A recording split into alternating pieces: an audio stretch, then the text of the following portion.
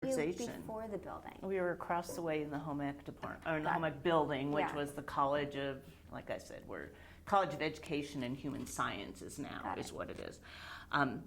So we were in the building, we had a small storage area, and we were growing by leaps and bounds.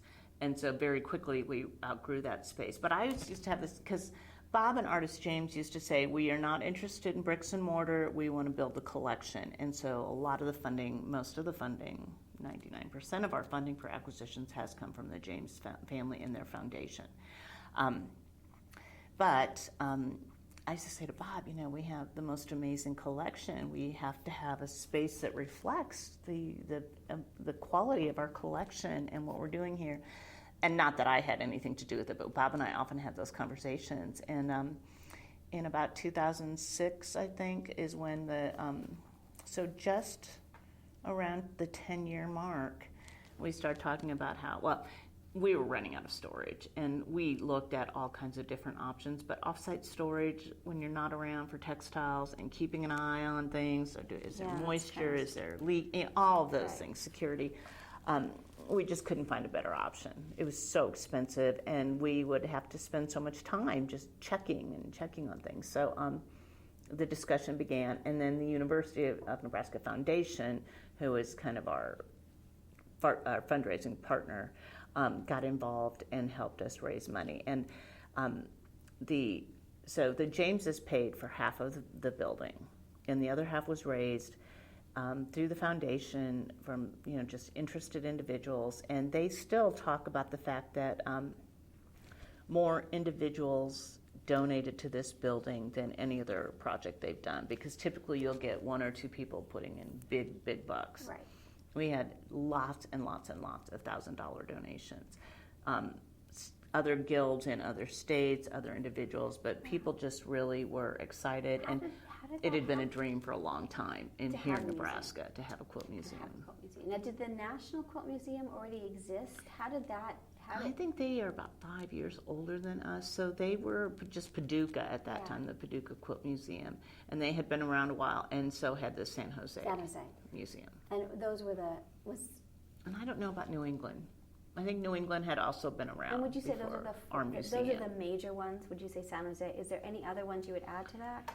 Do you think Michigan State. Michigan State has huge and the Quilt Index and the Quilt Alliance. That's a really important one, and another university-related one that we've partnered with a lot. Wisconsin Museum of Quilts and Textiles. There's more that I know I'm not thinking about. There's smaller ones too. Yeah. There's a lot of smaller ones, like the Southeast Quilt Museum in Virginia. Virginia have one. Sorry, I keep standing up. Yeah, and a lot of those are very specifically collecting from their area rather than collecting in general. Yeah, I mean, I think they're different Iowa levels, Quilt right? Museum that doesn't collect. Right. So yes, so there's smaller ones. We're definitely the largest as far as our number of pieces. All right, so I want to go. Let's go back to the question of what is a museum. So it seems to me a museum is collections or not, depending, like Iowa Quilt Museum, and research, exhibits, and that part, and then visitors, and visitors like me, and then just like the regular visitor that comes out. So how do you understand that ecosystem, which has got a lot of there's a lot. So the collection we've talked about, and it grows, and we'll talk more about that as we have conversations. But sort of, what is a collection? What do you collect, and why do you collect it? Well, like I said, some museums collect within a very narrow focus, and I think that's, for a small organization, that's a really smart thing to do, because we get donation offers from everywhere every day. So that is a big time drain. That's how we spend a lot of our time, is just looking and responding to people. But I think that I kind of lost my train of thought there. So collection, it seemed like you have someone like the Jameses that are really instrumental in thinking through what that collection is. And then it seems like, because you even have on your website like the different collector, like you have it by collector. What's the role of a collector in a museum? Because we see that a lot throughout museums. And I'm curious Oh, yeah. what is that exactly, and why are Well, we organized that way? A collector is huge because they have done a lot of the legwork for us. So one of the examples, that I think is most important, is our Robert and Helen Cargo collection of African American quilts. And so, early in our career, there's a lot of discussion about black made quilts, and there was a lot of thought that if it was an improvisational looking quilt, Right. you could say it's African American. Right. So our director was like, that's not enough. That's not right. You cannot make those kind of calls. Right. That's And, the scientist in her, right? That was it is. And the historian, So, yeah. So the Cargo collection was super important because Dr. Cargo collected from the makers. He kept excellent records. He documented what he had. So this is the theme that I think that a thread that always carried through the early collections we got is that Pat Cruz always wanted to know that these collectors had kept the history of the quilts, that they had made an effort to really document them. Yeah. And that was a huge part of what we would acquire them, because if you don't know much about the quilts, and that definitely is just the state of our history, the way people didn't keep all that information. They didn't write things down, especially about quilts, because they were just everyday stuff. But if somebody had good records, like the Jameses had a database, they had an online, or not online, but they had a computer database that we could just transfer, and we already had all that information.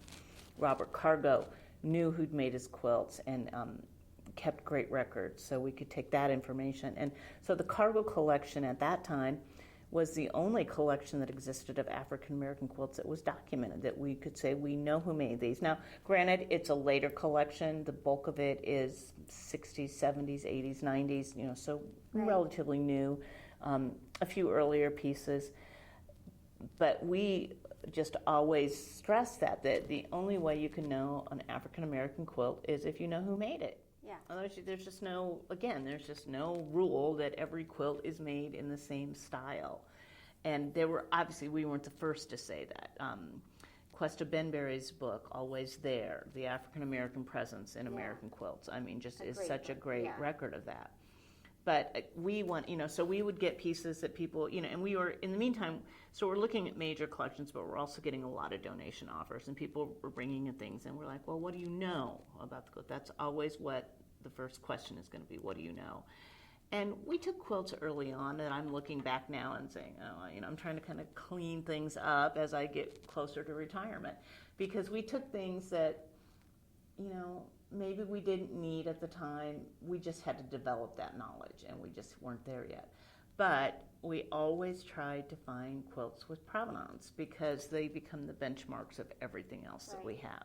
Right. And but with a caveat, because a quilt with provenance could be family information, and family information is probably the worst, honestly. Right. It's unreliable sometimes. So unreliable, because people, there was a note with the quilt. Well, when was the note written? 100 years after the quilt was made by somebody who was hoping that they had thought they had the right information. Indeed. We had a gentleman come we used to do quilt identification days, where the general public could come in, and for a small fee, we would tell them what their quilt would tell us. We could date the quilt, we could give it a pattern name, we could help them with that information, and we would actually label the quilt and sew it on before they left, because that's what we're missing from so many quilts. Right.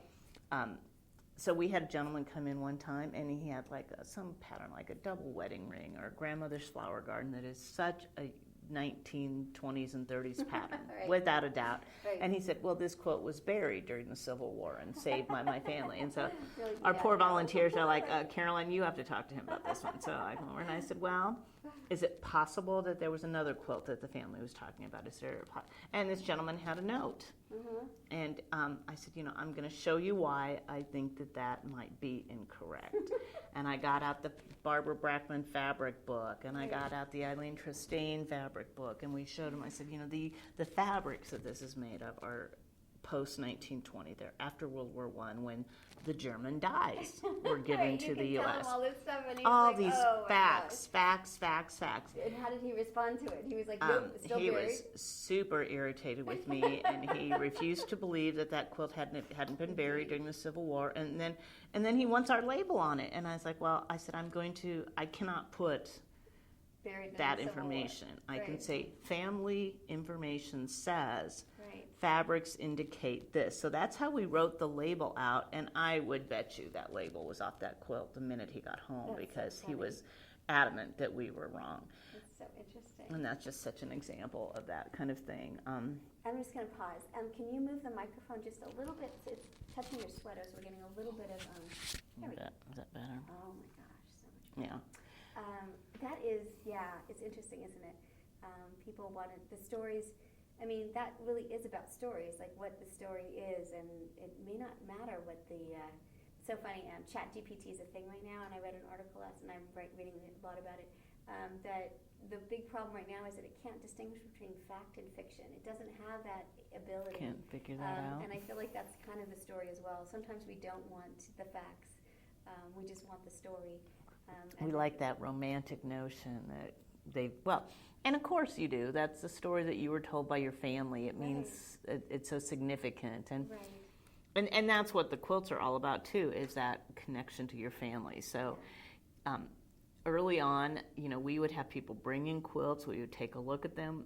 We would make a decision if they were for the quilt or the museum or not. But I realized really early on that when people came in and laid their quilt out in front of you for you to look at as a donation offer, it was like they were putting their little beating heart on the table. Right. And if you said, we just don't need it, it's not for So us. what did you do with that?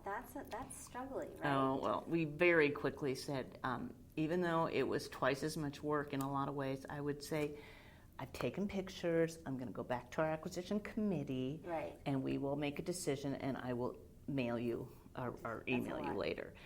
Because then people would have time to think, they would have time to realize, we would educate them about what the museum does and what we're looking for and why it's important we don't take everything. And so we would have that conversation so that they were kind of set up.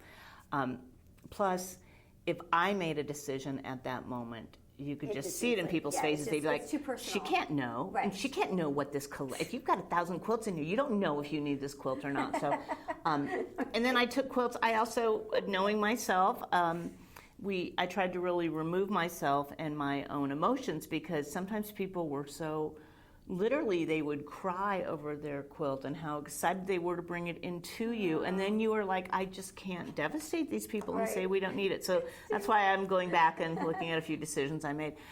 Eventually what we did is we moved it all to an online page where people submit, and we ask them every question we need, and they can send a photo in. And you still can do that. That's what our process is now. And how many donated quilts do you take, say, in a year, do you think?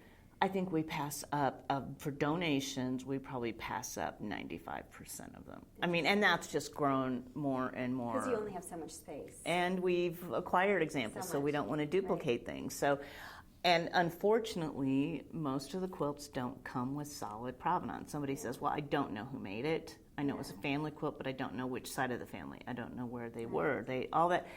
So that right away.